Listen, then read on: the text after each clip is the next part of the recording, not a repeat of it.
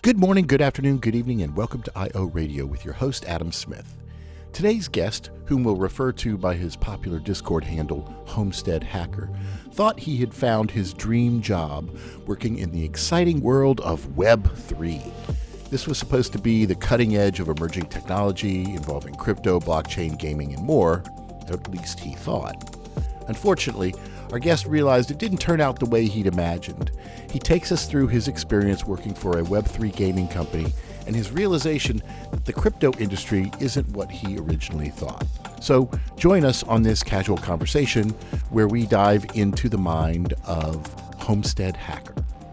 But I don't know really what to expect or, what the ask is from you. I will just say, it is not my goal to eviscerate this company that I happen to work for. I think there's a lot of things in the field to eviscerate, and that's not really my target or anything. I hear you. I'm also really glad to talk about it. I would like to talk about it specifically only in my interactions as a, whatever you want to call the crypto bro in the ecosystem, right? Not the employee, just because, there's some people there that I have personal relationships that I don't really want to, right. I'm not out to hurt them, right? It's funny. One of your guests, I was actually listening to it today, that John, that was spelled in a funny way a while back. Yeah. The YouTuber that does the videos about crypto games. Yeah, he did one on the game that I worked on, and he was very. I didn't even I found that out just by searching on his channel for the name of the game, and I was like, oh yeah, I do remember that, and it was pretty ugly. A bunch of community people got pissed, and of course. Mm-hmm. Anyway, yeah, it's funny how this community seems big, but then it also seems kind of small in certain ways. So I wouldn't suggest that you have to name any names. I don't think you have to reveal the company that you worked for or anything like that. We could just talk generally. I'm one of these people that does like to talk more generally about the industry and less about specific companies or wrongdoers, just because there's lots of people out there and that's what they do.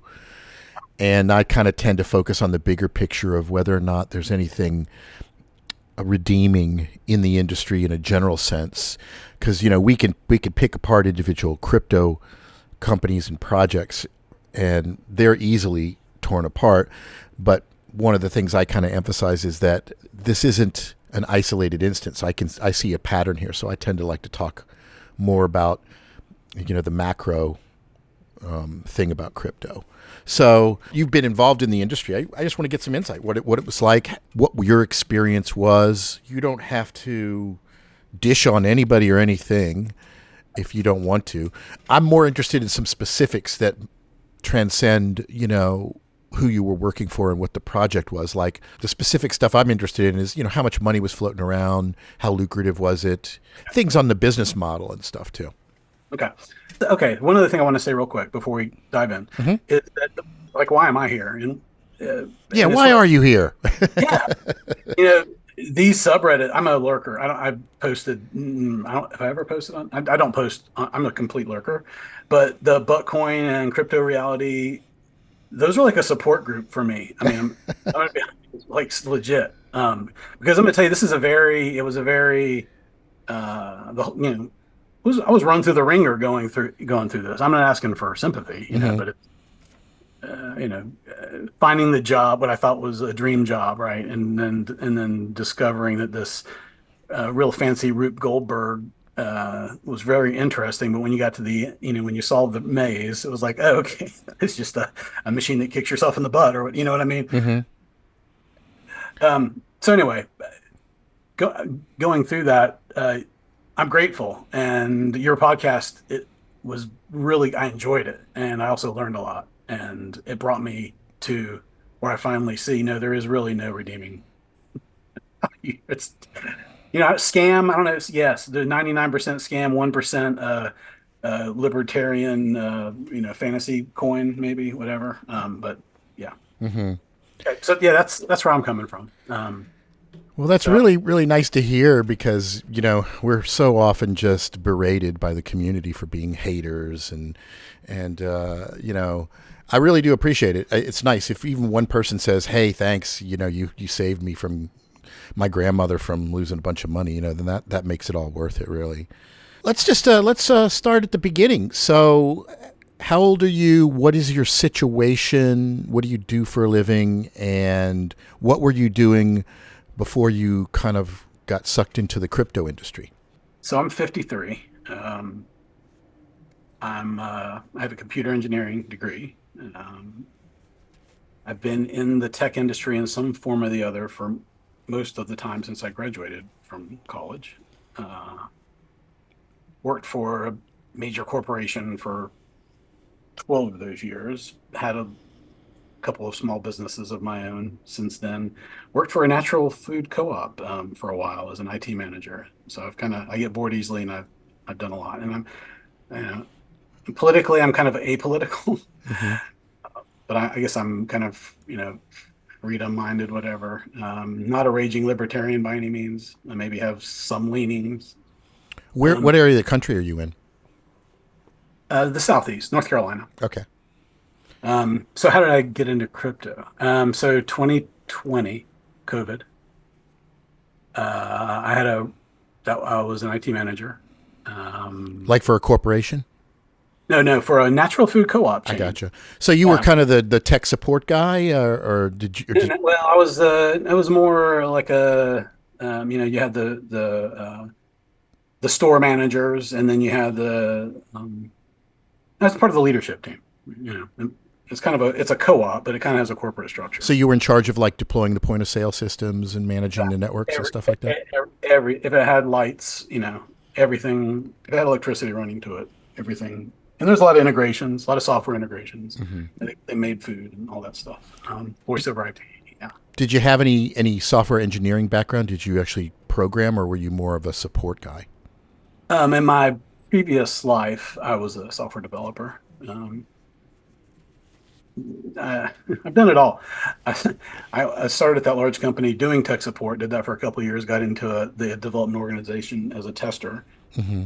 then became a developer, and then kind of got into middleware and kind of integration and systems management. And then I kind of shifted from tech to project management or technical project management, leading small teams, Hmm. project-based stuff.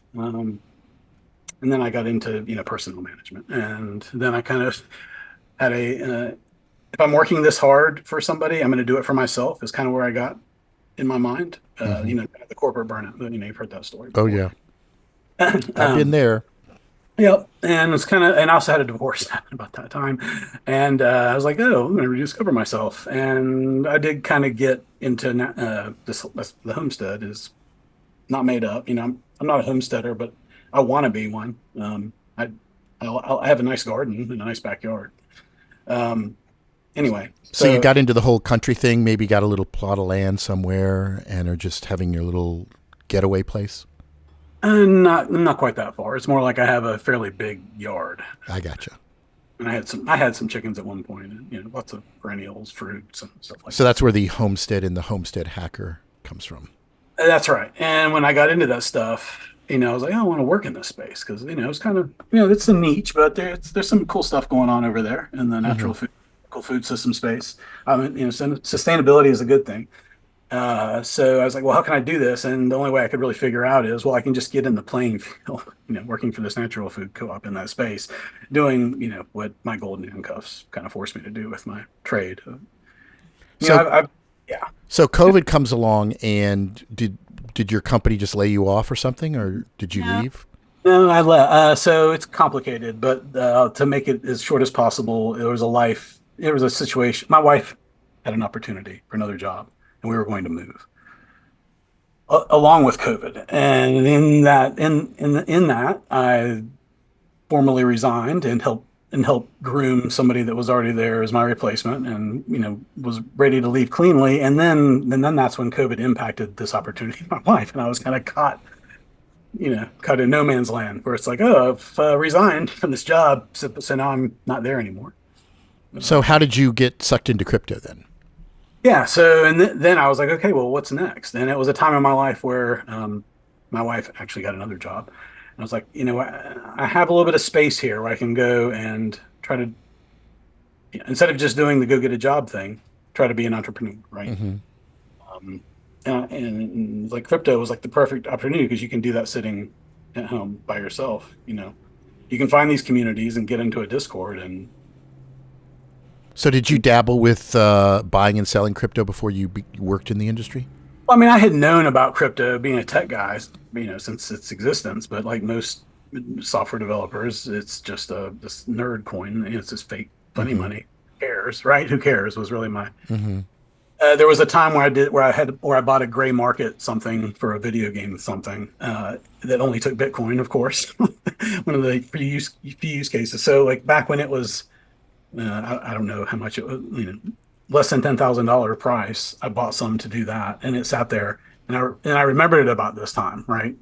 It's like, oh yeah, I'm gonna go check on that, and there was a little bit of money there. I was like, oh well, guess what? That's some money that I can go play with, and not have to lose any real money.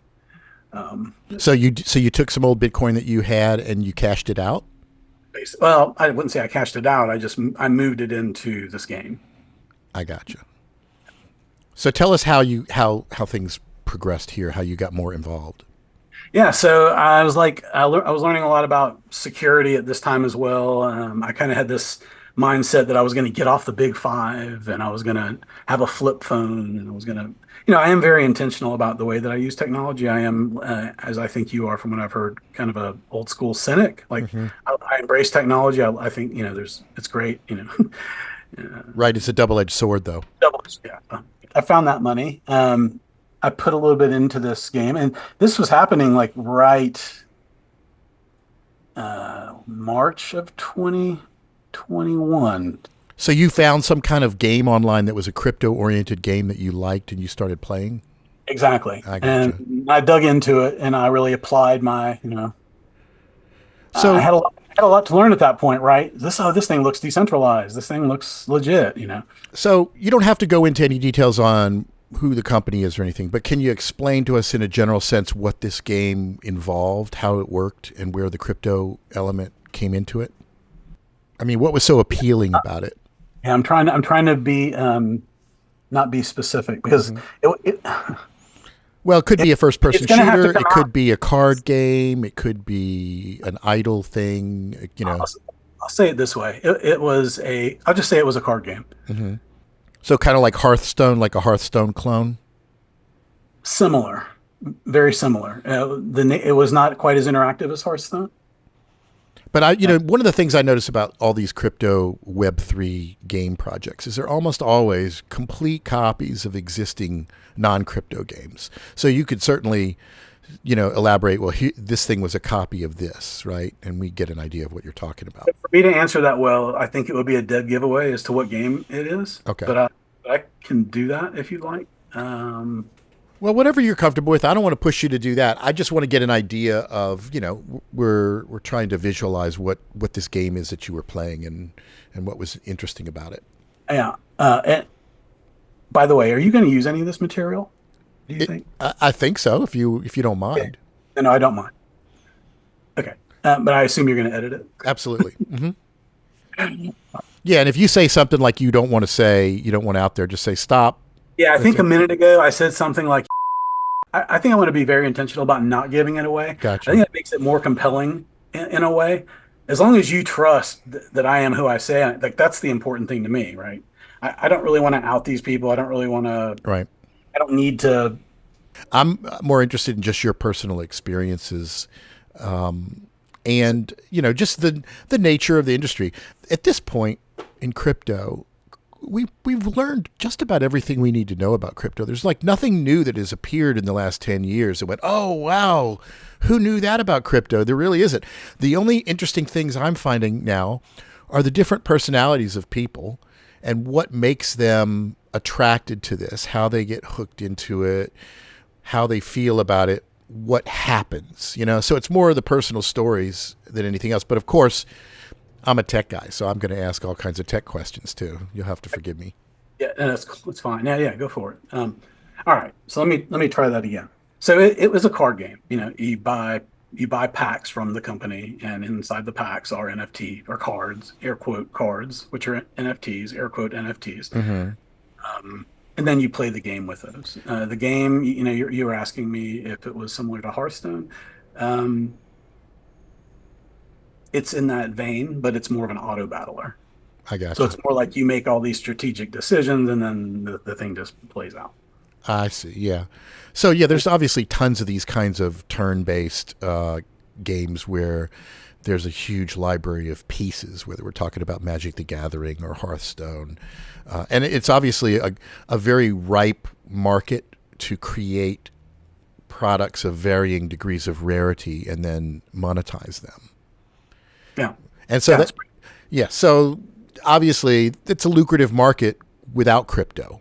So these people just basically took this model, glommed tokens onto it, which is what we see in all these Web3 games. And I assume this wasn't the first game of this type that you ran across. Was there anything specific that really you particularly liked about it? yeah. So it has short games. Like I can sit down and play a game in a minute or two. Hmm. And, each game is kind of like has a lot of strategy to it.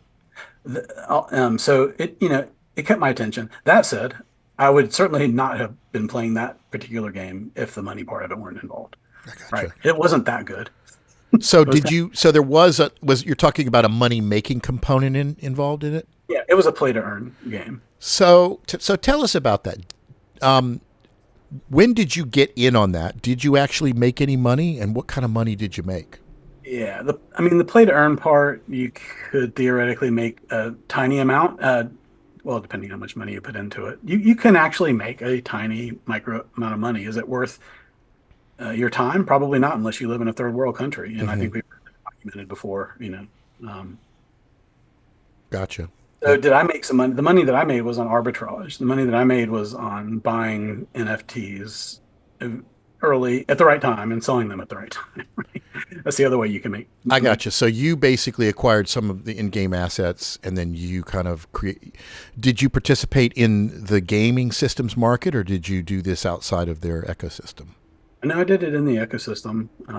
Yeah, So they were getting a piece of all of this stuff too. yeah, they get I think 6% of Hmm. every transaction. Yeah, I gotcha. So you were participating in this, and then you went from a player to being on the team. yeah. So the DeFi summer happened, and that's right when I got really lucky with the timing. If you want to look at it as lucky, because actually, if I wouldn't have taken that job, I would have ended up making more just on the arbitrage than my paycheck was, and I worked my ass off during that time. Um, right. So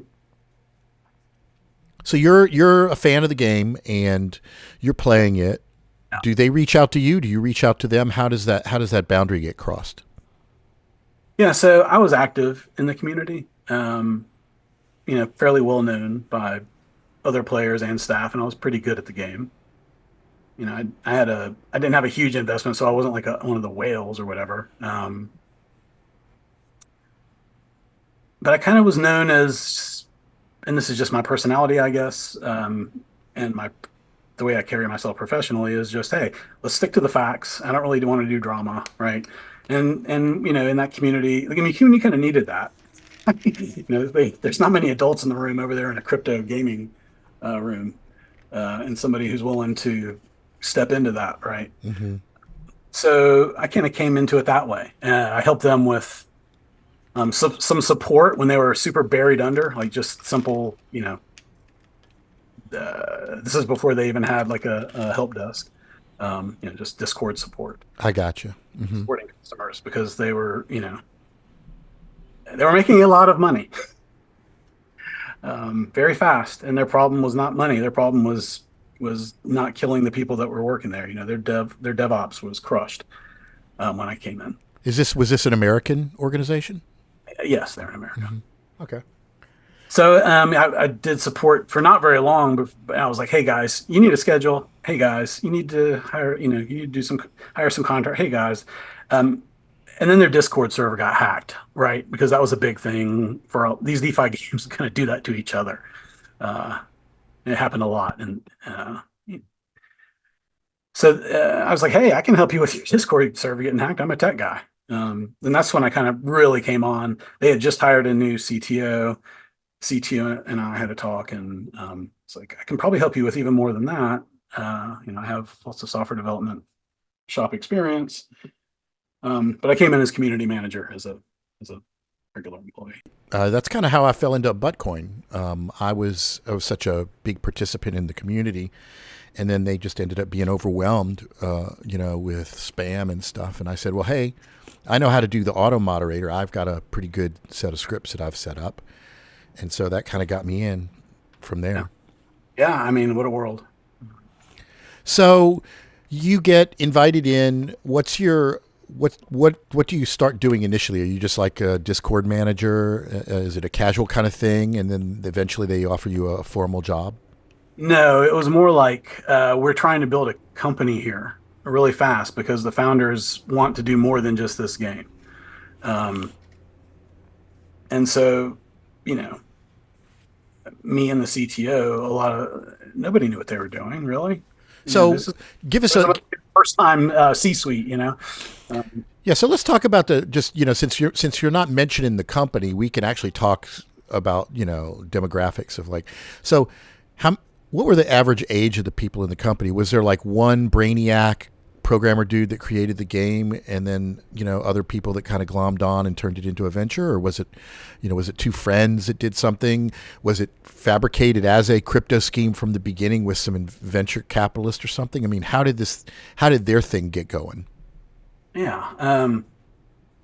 Well, I wasn't there for it, right? But I can tell you my account of how I think it happened from reading all of the Hmm. from being in the community and keeping up with the history. It was basically a couple of founders. One of the guys was the tech guy and a guy who liked making games, who was making games. The other guy was a salesman, a tech industry salesman. How old are these people? They're probably younger than you, right? I don't know exactly how old they are. Not kids, not graybeards. I would guess 30s, 40s. So did you like in some cases you've never even met them in person? I've met these people in person. I'm trying to be Okay, I got you. a little bit generic. I don't know exactly how old they are, but I would say one of them is probably mid 30s and one of them is probably mid 40s. So definitely younger than you, probably millennials.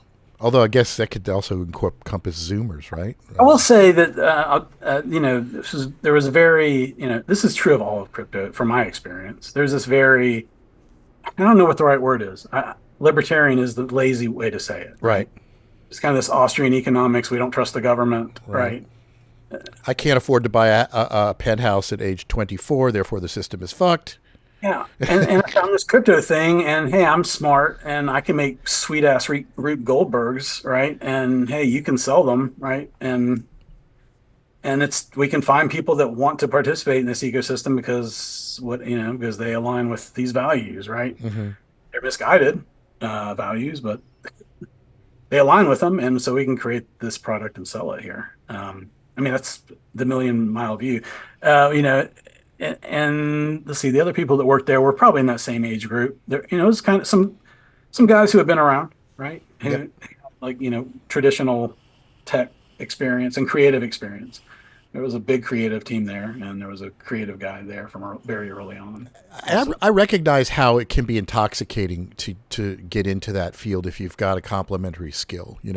Like I know two artists. They're both very talented people.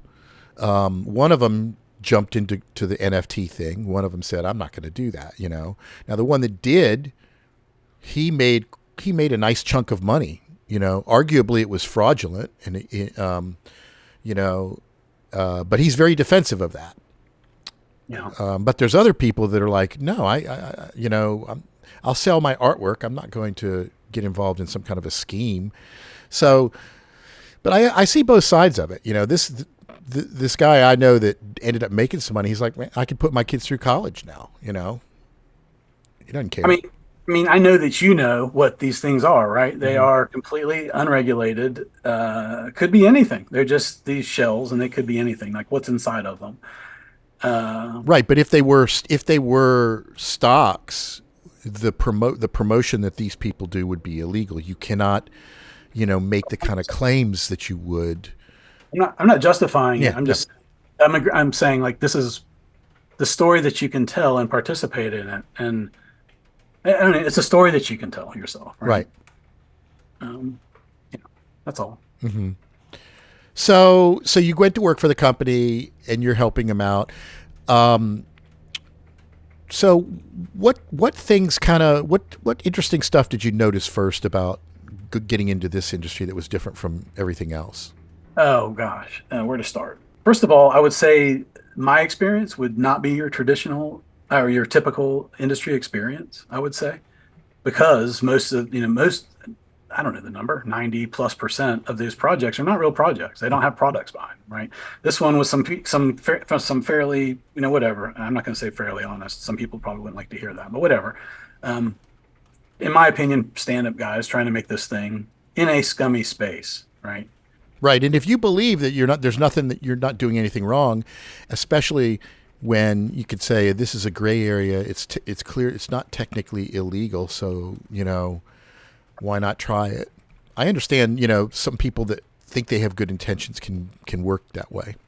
Yeah, yeah. And gosh, I lost my train of thought again. I will just say though, I'm not typical in that the company I worked for was a little bit different in that way. The other way is I never fully bought in. Like I put my money into it, right, as a calculated risk, knowing, hey, all this is I don't completely understand it. I'm learning about it. I'm understanding it more.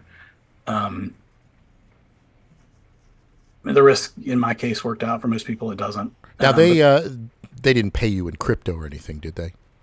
no, no. I mean, it was all they used the same staffing or not staffing. What's it called? Like resource management. So the company was making money. It was cash rich. Was that from the actual operation of the business model, or was it from investments? Mostly from the business model. So basically, they had this addictive competitive card game with kind of a pay to win thing, right? The more money you're willing to spend on the rare NFTs, the increased chances you have in competing in these battles. That's what I would assume is the standard model. There is a little bit of nuance, but I'll just concede that. Yeah. Yeah, right. I mean, obviously, there has to be a way for regular people to be able to play the game and to be fairly competitive without spending money, or else the model slightly breaks down, right? But at the end of the day, yes, that's right. So, I guess they could have done relatively well without the crypto thing, right? Because these kind of games work that way regardless. People will spend money, buying gems or gold or whatever it is in game anyway. Yeah, in this case, this company decided they wanted to do more, and way too much more, in my opinion, and took on a whole lot. In terms of more products, and so when they did that, they needed. I'm actually putting the cart before the horse. And also some of this happened when I wasn't there. It happened when I was just a community member, not an employee. Mm-hmm. But when the token was created, and there are lots of tokens in this ecosystem, by the way, there already was a token, but it was kind of a stable coin. But when they added this new governance token, which was on a major chain, right? Mm-hmm. It was just a shit coin on a major chain. That came with, if you look at the white paper for that, there's an allocation for pre-sale for VCs, right? Right. So that happened, and it's funny. It was like 6.66%. Of course. But that's better than 4.20%. yeah, or 69%, right? Yeah. So, what was my point? Yes. So they create another token. They try to create a speculative token to add to their game environment, and this thing had some little backdoors for venture capitalists to come in and pump money into the company and cash out that way. Right. Right. And I don't know how much of this was those people that came in, then the board, there was a board of I directors. gotcha. So you don't know for sure if the money they were throwing around was from the VCs or from the game operations. I mean, that was, yeah. When I was working there, I was getting shit done. I wasn't, how the sausage exactly was being made. Yeah. Well, how It's much not, information did you really know? For example, did you know how many organic users there actually were using the game? did I know? Like for Well, like for example, I worked with the database administrator all the time, right? So, and to the extent that anyone knew, I guess I did. I mean, in any kind of PvP based environment, obviously at some point there has to be some bots operating in case somebody wants to engage in a game and there isn't somebody to play against, right? So there has to be, I assume in most of these things there is possibly a contingent of NPCs that emulate actual players. Oh, are you talking about bots? Yes. Oh yeah. Oh, I mean, it was bot ridden, extremely bot ridden. But I mean, I'm also talking by within the company itself, right? If you're playing and it's in an odd hour in the middle of the night and there's nobody around. Oh, liquidity bot. I mean, they did. I mean, at times they have had and had not had liquidity bots that didn't earn any rewards. Yeah. But the problem entity are really for that ecosystem, if you're in that business, is bots extracting, basically from the entire ecosystem, which You're is talking about players running bots too. oh yeah, players running bots. No, and not necessarily even. I wouldn't call them players. I would just call them exploiters. Entities there in DeFi. Right. When there's money involved, Yeah. there's motivation for people to do that. So you got bots on both sides, but I'm just curious at different points in the development of this project. There were no nefarious bots run by the company, except for, hey, can we strike that? Actually, Sure. let's strike that. Let me You see could just what. say some people involved in the company might have been involved in bots or something. Yeah, I'll just say, the company did run liquidity bots that did not take anything out of the ecosystem. So Except when you say liquidity bots, you mean a bot that emulated a player, player liquidity. but didn't, it's like somebody playing at a poker table in the casino that's playing with the casino's cash. Right, exactly. It's 4 a.m, Right. whatever. Yeah. Except in a casino, like in Las Vegas, you can ask, are there any shills at the table? And by law, they're required to tell you if there is somebody playing with the casino's money. I think they actually named the bots like something that is known. But anyway, yeah. But the point here is that you join this game where it's players competing with players, but there's an entirely a high degree of possibility that this player you're playing with is not actually a real person. It's a script. So That's right. the question is, what percentage of the activity was scripted bots and actual organic people? I can say, as not as an employee, but as a community member, that it's a well-known fact that a very large number were bots. Mm-hmm. I mean, what percentage would you say? Gosh, 70, 80, 90, in that range. Wow. So only about 20 or 30% people. At best. I gotcha. At best. Now, they have made a series of changes to try to fight that because, the economy, this obvious, Web3 games aren't exactly killing it right now, right? Mm-hmm. Overall. And in addition to that, this ecosystem was especially drained by bots, right?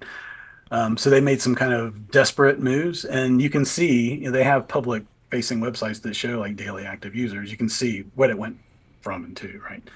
So I'm not saying that with any inside knowledge. That's just verifiable by. But this is one of those things that those of us on the outside are pretty comfortable recognizing and acknowledging is happening, but we don't have adequate evidence because obviously there's a big wall there. What happens on the inside of these companies and these projects is not public. There's no oversight. There's no transparency. So when you're, playing against somebody, maybe you're the only human there. It's kind of weird. No, it is. So, and, yeah. it's not like playing against bots. It's not fun, all right? In addition to the economic impact. Mm-hmm. So what else gave you pause while you were working? And how long total were you working? Was this the only crypto project company you were working on? Yes. It was the only company that So I you got worked. involved, I, and I was involved in lots of other projects in terms of being in their Discord and maybe having some of their tokens. mhm. I would say one of the most eye-opening was being part of the Terra Luna thing, having a chunk of that in a thing called Thorchain. Uh, have you heard of Thorchain? I've heard of it. I'm not throwing shade, but I will just say, this is a perfect example of, hey, if you're going to interact with DeFi, it's not regulated at all, and they can do whatever the f they want. Hmm. I had a nice chunk of money in what, and that at that time I was, working for a crypto company. I was completely into crypto, right? So some of my, I wanted some of it in a stable place. Oh man, that Terra Luna, that's a great place. I'll go put that in the liquidity pool over the So so how much did you lose in that? 10 grand. Yeah, 10 grand. So was that your biggest single loss? Yeah. And of course, Other than Alex other, Mashinsky. I mean, he was so convincing, right? yeah, I would say other than that's my biggest loss, but in terms of like not selling things sooner, there's like a lot of opportunity loss. But no, that was my biggest real. Well, the thing about not selling stuff sooner, right? I mean, everybody, the objective is to get in early and then dump your bags. But even when you look at like, here's what the all-time high was. How long was it at all-time high? Sometimes just seconds.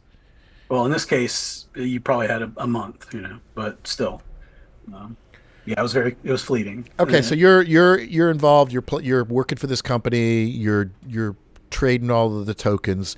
So when did things start to get sour? When did you start to realize, hey, maybe I want to get out of this?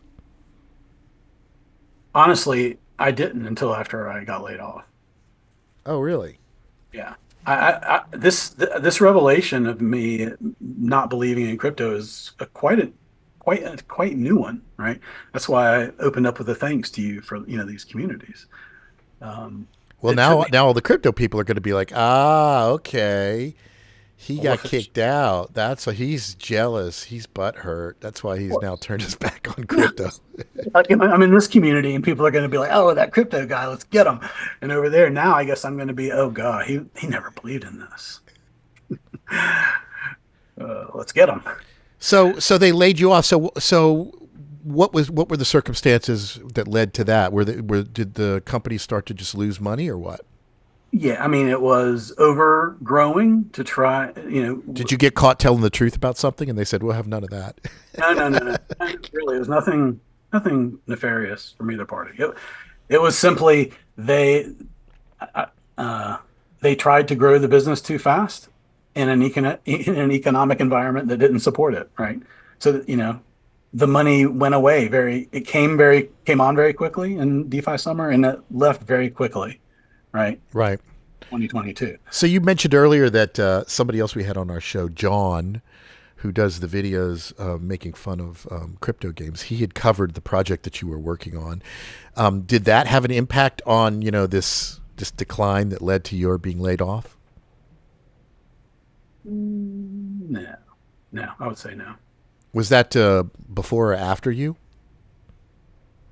That was after me, I believe.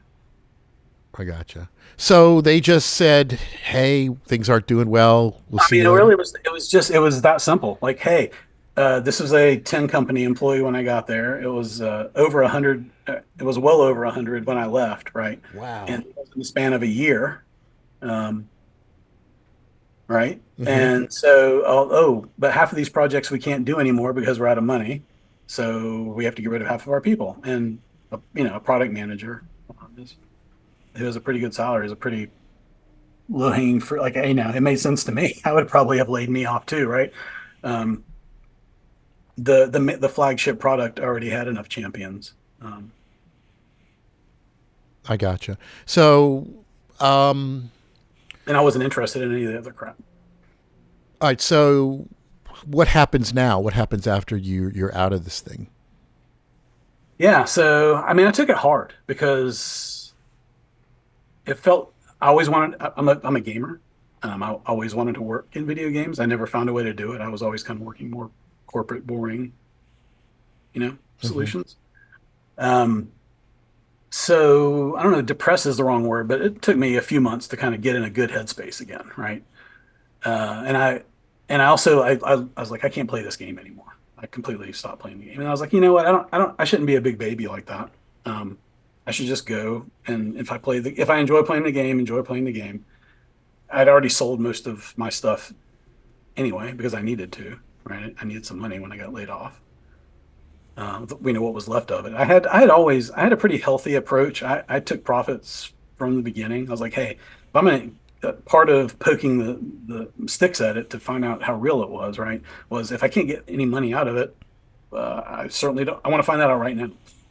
So I kind of DCA'd out of it, or whatever you want to call that. So let's talk But about that. So you're buying, selling NFTs, and you're ending up with crypto, right? What is this, Ethereum that you're ultimately ending up with, or Solana, or in the United States, you, I mean, you didn't or have that many options, right? So Coinbase, Ethereum through Coinbase is a good way to get out. so yeah, so you're and you're buying and selling the NFTs on their platform, not on a third party like OpenSea or anything like that.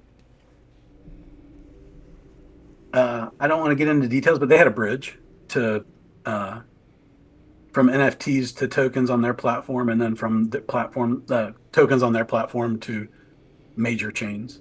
I gotcha. So anyway, you get this crypto, and you I Until get the liquidity runs out, right? yeah. So you moved it over to Coinbase and then cashed it out. Well, most of it. Some of it also through Binance when that was still an option for Binance.us. So, But how much money did you end up cashing out crypto wise, and did you run into any problems at any of the exchanges? yeah, so I'm going to just say that question, I can answer that question, but people might hear you asking a different question when you ask that question. Like, I don't want to say the total amount of money that I made or lost in crypto because there were some, I told you about that $10,000. There were Right. losses there and there were other gains. But at the end of the day, and I know this isn't how you can't do your taxes like this with crypto, and I have an accountant to do my taxes on the up and up. Um, anyway, back to answer your question. How much did I take out through Coinbase and Binance.us? It was about 50,000. Okay. The main reason I'm asking is because we obviously everybody's concerned with liquidity, and we have certain ideas in our head about oh, it shouldn't be too difficult to move this much money, but if it's this much, maybe it's a little bit more difficult. I think anything under six figures is probably not too difficult to liquidate, but you start to get, but again, it also depends on other factors like where the crypto's been and what exchange you're dealing with. So at the end of the day, we're not talking about a ton of money. I take it. I wasn't a big enough fish to give Coinbase a headache or Binance.us a headache. Hmm. Now Binance.us went away, right? So Right. if I didn't have another option, I would be in a different situation maybe. But So when you move your money out, did you have any restrictions? Like, did you do it in little batches? Was it like less than 10,000 at a time, or did you move one big chunk? Because I know like Coinbase, you have to navigate through a bunch of menus to find out like what their restrictions are on how much money you can move out in a particular time period, and if you want to move out more, you got to get permission. There's a lot of weird things there. I agree with you, and I've heard lots of stories, but I just can't speak to that because I never had any problems. Mostly because, you know, I didn't rage quit. Like I said, my approach was to take profit. So I sold things when I thought it made sense to sell them, right? And I did them, and I didn't do it all at once. I kind of did it in more of a DCA mindset. So yeah, it was usually a thousand, 1,500, maybe the most was eight or nine. I never did more than 10,000 in one transaction. I got you. And Yeah. I think that there's people that are doing that. Yeah, they're going to be the ones that are going to get flagged and run into all these nightmare Right. stories. Yeah. Same thing for liquidity to get out of the ecosystems, right? I mean, some ecosystems have, I mean, this one has thin liquidity, but some of them have like razor thin liquidity, right? Like, if people start running for the doors, the first 20 or so may get out, right? Um, yeah. So So what are you left with after this experience? If another crypto company wanted you back, would you go to work for them? no, I'll tell you, it's been a very transformative. There's a lot of there's a personal angle here that we haven't talked about that much, which is, friends and family I never felt that great with. And then I had nobody else really to talk to about it Hmm. except strangers. Yeah, it's weird like that. I guess there's a lot of truth to the general idea that nobody wants to hear you talk about people talk about crypto. Right. Oh God. That's and I had one niece finally tell me, look, I don't want to hear about NFT beanie babies anymore. And I was like, okay, you win. Yeah, So I have an office, and I have the movie poster for my documentary in the office. And sometimes when people come over, I'm like, oh no, they're gonna think I'm a crypto bro. yeah, so I don't know. I mean, I have to figure out how to shake that image because that was kind of my image for a while. And now I've been doing something else for the past few months that's completely unrelated to crypto, um, that I'm not doing anymore. So I'm about to re-enter the job market, I think, going back to a software shop. Um, but I think some people that come on here have a sell or have a book, or I Hmm. don't really have any of that right now. Yeah. Well, what do you So want people to know then? What can people learn from your experience in this? okay, let's just say that you are someone who wants to go and pursue this, right? You don't believe this, or you're skeptic to the anti crypto. I would just say, first of all, try to get your money out and pay attention to liquidity. And I would also say, at the end of the day, why are you really doing this? Because what is the promise of Web3 gaming? How is it really different? The promise seems to be either a nebulous thing like decentralization, or or untrue thing like because they're not decentralized. I guess there's a lot of people out there that feel like just everything is rigged, right? Everything is rigged against you. So they reason that if I could rig something in my favor, why not? Because everything else is rigged. Yeah. Okay. So I'm sorry. Back to my point though. Like, what is the promise of Web3? Decentralization or asset ownership? Like, what does that really mean? Hmm. Asset. Okay. So I have this. There's a game. I'm playing it. I spend a bunch of money on it. I have this thing. How is it different from Web 2? Like, am I really going to take that to some other game? Like, how would that even work? How would I take something from one? Why would the other company want to do that? I paid the other company. You know what I mean? It just doesn't. It doesn't make sense. Like, Right. I would. NFT interoperability is an illusion. There's no real practical way. There's no reason why any company would want to allow somebody else's NFTs in their ecosystem, and Right. and certainly who's going to program that? Yeah. Exactly. Like, who's going to be motivated to do that? Nobody, because they're all trying to make money. Right. It's one of the many questions that when you realize this is how shallow crypto bros are when they talk about the potential of crypto. They just repeat these talking points. They don't seem to want to wonder whether or not it's practical or it's realistic. Yeah. Yeah, it's also easier. It's easy when you're in a like these discords or echo chambers, right? Hmm. And so it's if you go into an echo chamber, it's easier. It's easier to leave the lie, right? Well, yeah. I mean, it's just like any kind of network marketing scheme. They're just going to tell you the sales pitches and look how successful I am. You can make this money. Let's not talk about how much it's going to cost you and how hard you're going to have to work. You know. And now, I'm gonna, expose myself a bit, but then you have somebody like me who never completely believed in it, was participating in it. I wanted my asset values not to go down. What am I going to say about it, right? Even if I don't necessarily believe it, right? So I guess that's a perspective that I can give. Like, hey, there are people out there. Now, was I lying? I mean, I played the game. I was good at the game. I participated in the game, right? But at the same time, I saw it for what it was, and I was extracting from it, right? Hmm. Yeah, I Um, mean, I can see this because at least you're playing something, right? There's people that will participate in the game because they just like playing it, and if they want to buy an expensive card or NFT, they're going to get some value out of it. If they, where the problems come is in the marketing and whether or not the process is kind of promoted as a way of making a living or making a lot of money. That's where the deception comes in. I could see that the corner of the industry that you dabbled in is one of the ones that is the least, uh, you know, at least there's a little bit more of some legitimate business model there that justifies people spending money. No. But did you witness any kind of gratuitous deception in the context of the project you were working on? Well, one thing I will say is the culture was such that, hey, anybody working here, if you use any inside knowledge, you're going to be terminated, right? To what extent that was enforced, I don't know.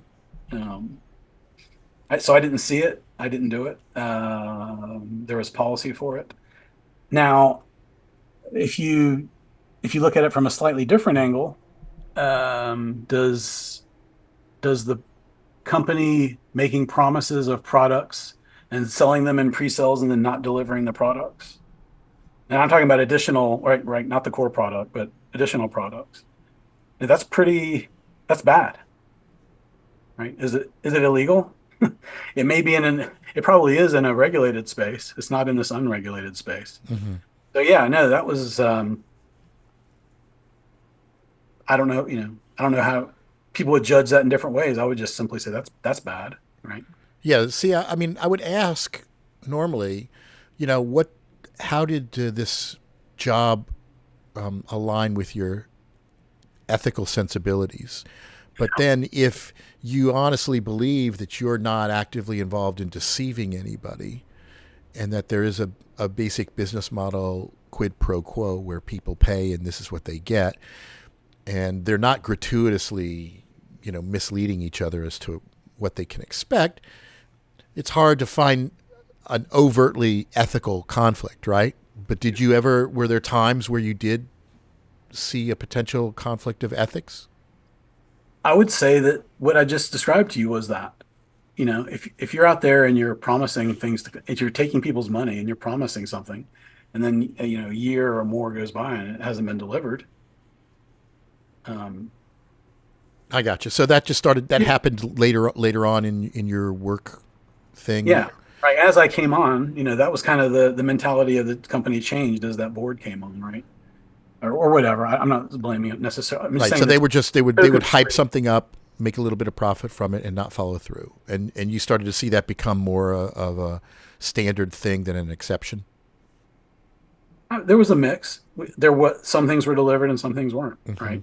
The things that weren't delivered, they tried to compensate people for in other ways. So I'm not saying, again, they're not a bunch of crooks, but they're just it didn't feel good because you're participating in this scummy ecosystem that makes no sense and is just wasting.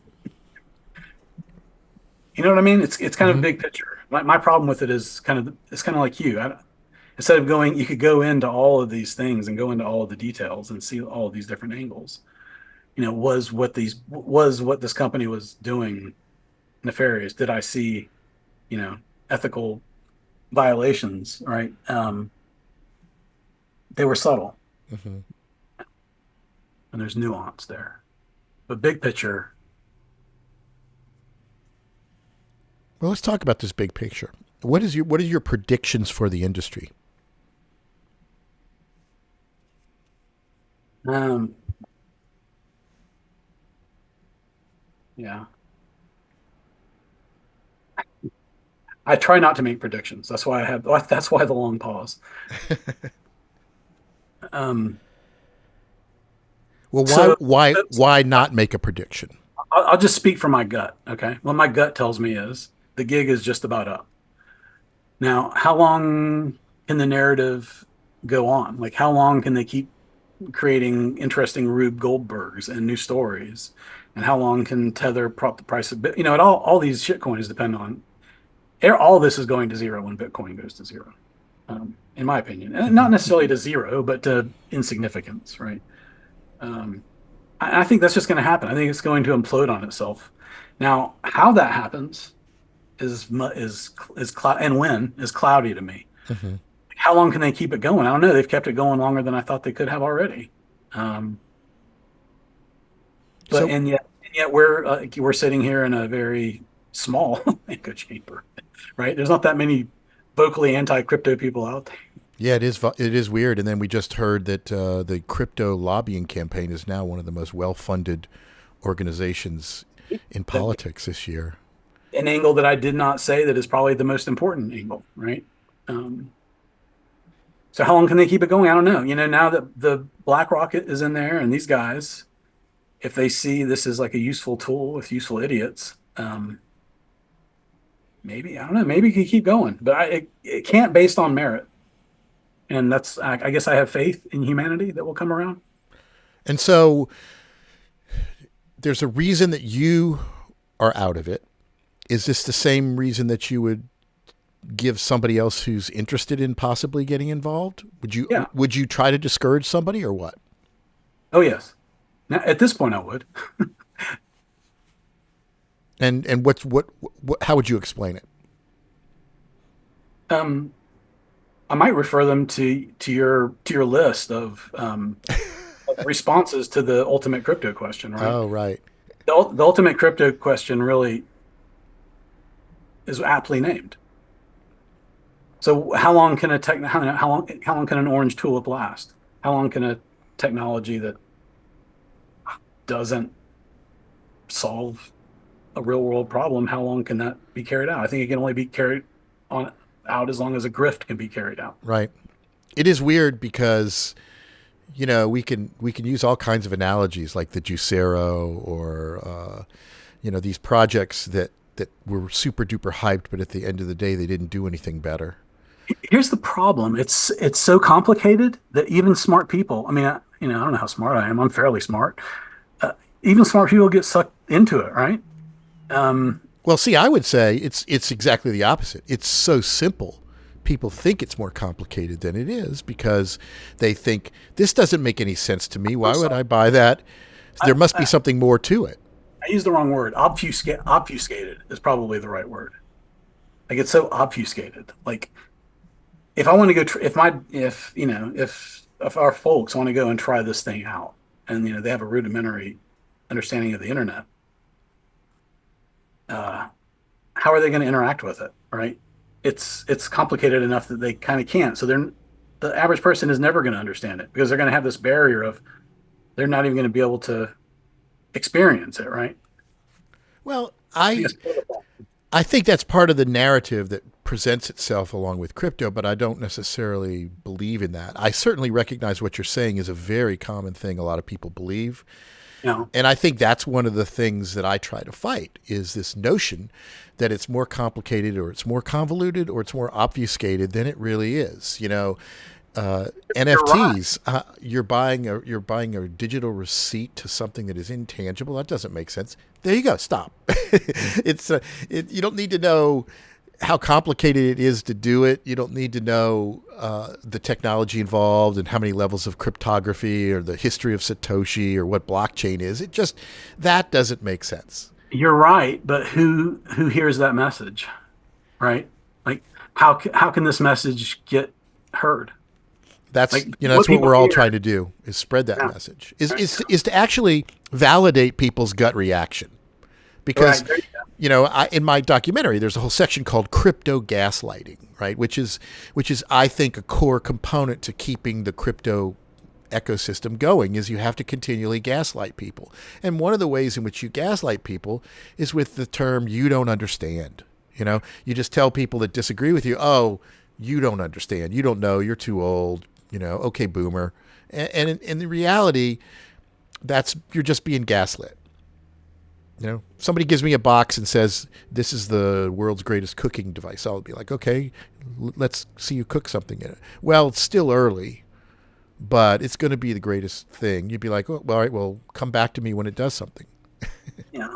I guess what I'm saying is what most people hear is kind of the narrative in mainstream media, which is not really there yet. It has potential, right? It has use cases. And until that changes, and for that to change, it's going to require something big to happen. But big things keep continually happen, right? And the House of Cards is, I think, just going to fall down on its own. But when or exactly how, it's hard to make that prediction. I think just the general public has bullshit fatigue, right? That we see signs of it when there's a general consensus of no, oh my God, he's not going to start talking about crypto, is he? They don't want to hear it. That's a good sign. Yeah. I know you're gonna get your Lambo and you're gonna be super rich and it's the best performing asset of the decade. Blah blah blah. All right, spare me. That's a good sign.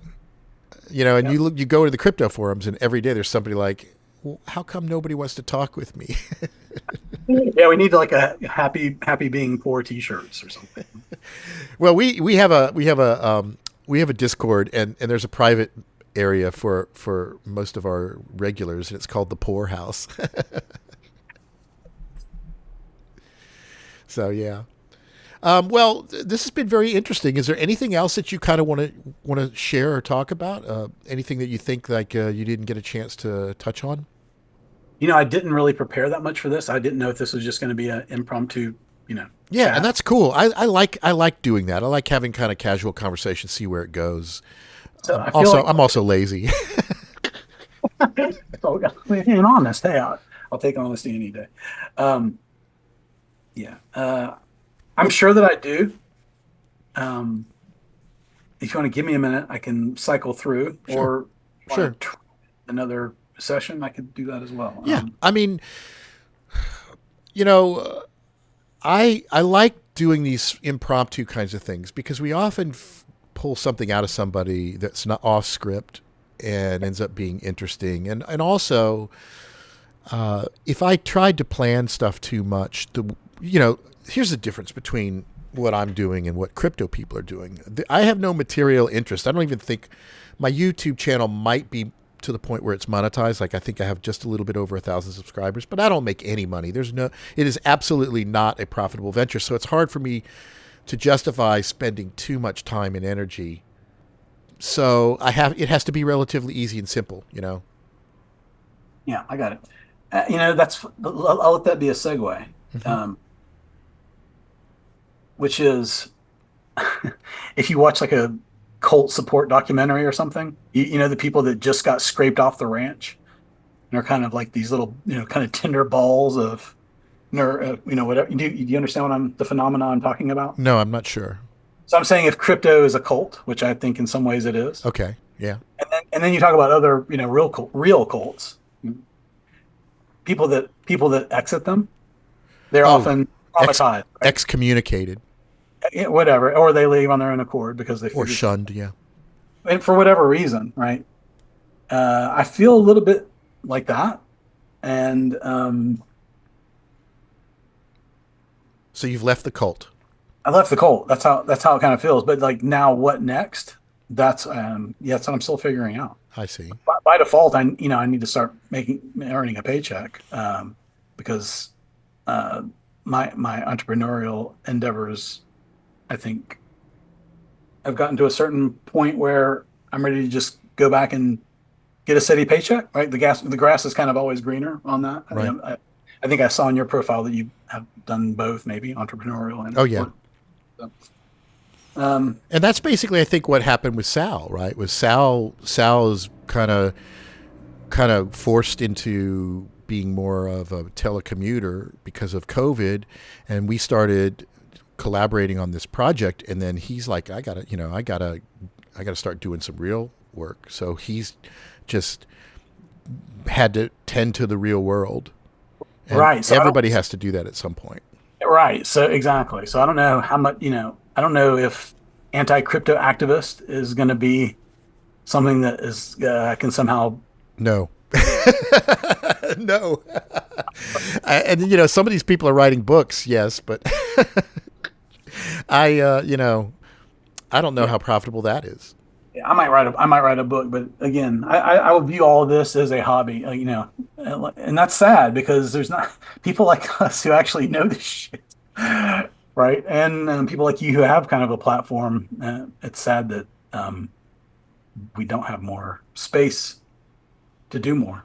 Um, Yeah, but you can't. I had a talk with somebody today about this. Somebody posted another person, a crypto person, came on the Bitcoin subreddit, and once again was like, "What's wrong with you people? This is the best performing asset of the decade." Blah blah blah blah blah.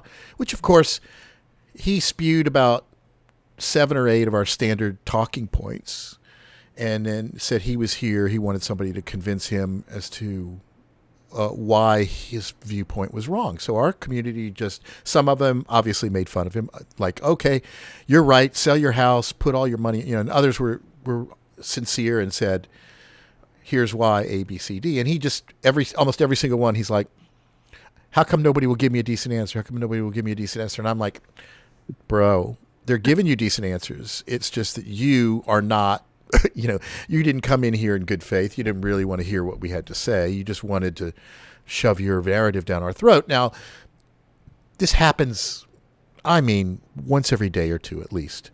And people say, why bother? Why do that? You're not going to change this person's mind, right?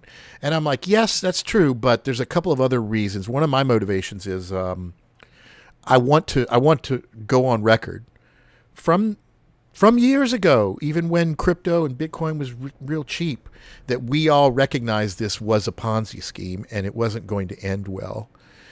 Because in the future, when this thing does inevitably crash, and we all believe it will, we just don't know when, we don't want these people to pretend that they were innocent victims. We want the record to show they knew this stuff was sketchy from day one, and they're not victims. They're just people that were trying to scam others, but they got scammed themselves.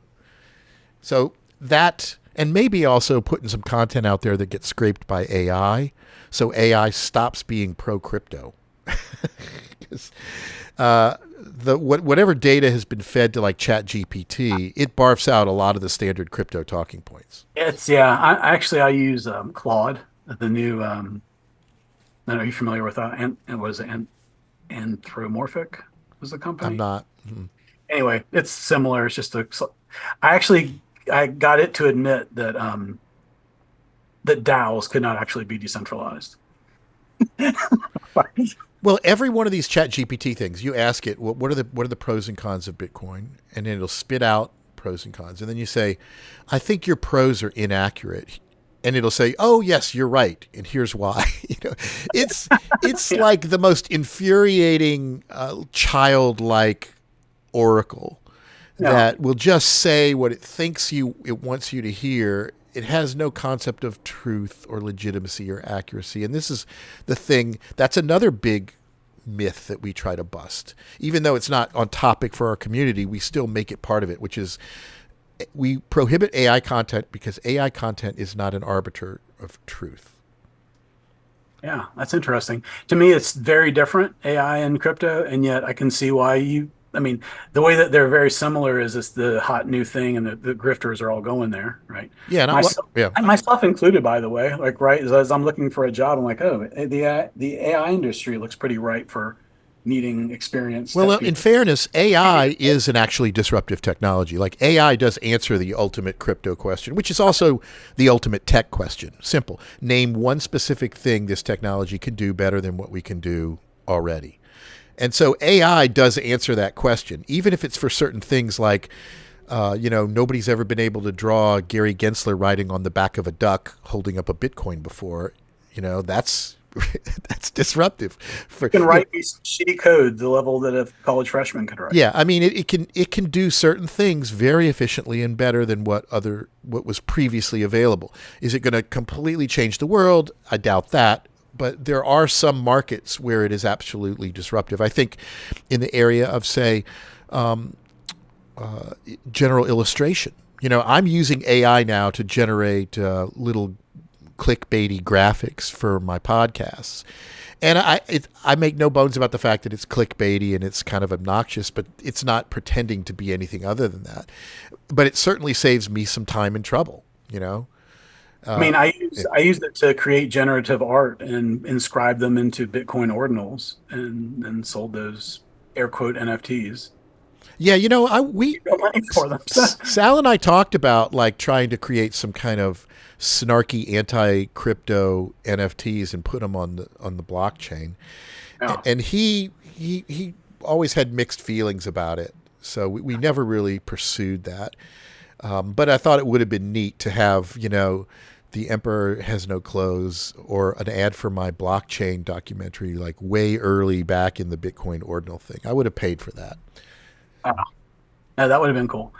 But you would have had to interact with the system, and then like you wouldn't be able to say that you don't anymore. Right. Yeah. So if there are people out there, if you want to take the movie poster for blockchain innovation or illusion and make it into an ordinal, that's perfectly cool with me. As long as you're not, as long as I wouldn't want to make it into an NFT that people can buy or sell. I guess there's no way around that though. Oh yeah, there is. You could just create it and then not list it for sale. Yeah, Yeah, just stick it there on the blockchain and then send it to an unresolvable address, whatever the thing is, or something. yeah, just keep it in whatever address.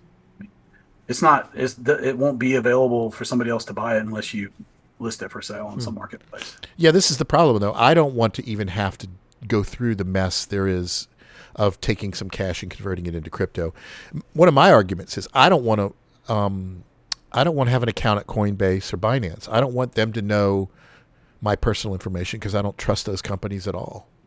So it's funny you say that. That is an interesting angle because I have like one or two more. I'm 98% out. When I'm 100% out, I'm gonna go through that process, and so maybe I'll be able to report back on. Oh, what? Trying to have them scrape all your data from their database? Yep. Good luck with that. It's probably already been sold to a million Russian and Chinese entities. Well, yeah, but I'll find out. So. All right. Well, thanks for taking the time to chat with me. If you do come up with any other stuff that you want to talk about or some other points, let me know. I think this was definitely interesting.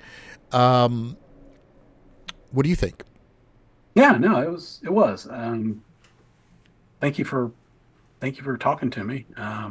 Again, I don't have a big ask or anything. Mm-hmm. I do have the thanks, and hopefully I can stick around the community. Seems like most people were reasonable, and yeah, we're a good group of people, and we're not all trying to scam each other. There's that added benefit. Yeah. That's a nice bonus. That was good. Take care. All right, thanks. Well, there you go. Another episode done. I want to thank everybody for tuning in and supporting our channel and everything. If you'd like to find out more about us, our main website is ioRadio.org. You can also catch us on YouTube at YouTube/American Scream Video. That's where you'll find these podcasts with additional AV added, as well as the documentary Blockchain Innovation or Illusion, which I recommend everybody watch. We're available on all the major podcast streaming platforms, so be sure to look for ioRadio. And until next time, I want to personally thank everybody for tuning in and your support.